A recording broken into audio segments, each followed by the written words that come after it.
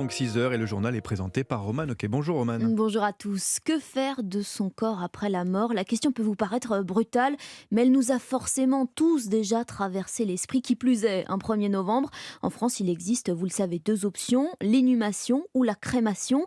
Des pratiques qui polluent les sols, saturent nos cimetières et consomment aussi beaucoup d'énergie. Bref, peut mieux faire. Aux États-Unis et en Belgique, une alternative progresse, l'humusation des défunts.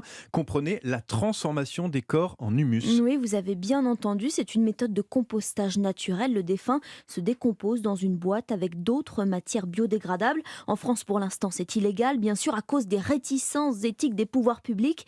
Geoffrey Branger, comment fonctionne exactement l'humusation?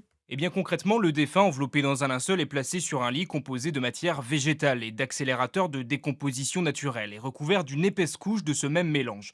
Le processus dure environ 12 mois afin que toute la matière organique ait disparu, puis au final on obtient de l'humus sain et fertile, suffisamment pour planter environ une centaine d'arbres. Une solution écologique mais qui soulève certaines questions, comme l'explique Philippe Méralbe, fondateur de Advitam, un opérateur funéraire. À petite échelle, c'est très bien, mais en France, il y a 650 000 décès tous les ans.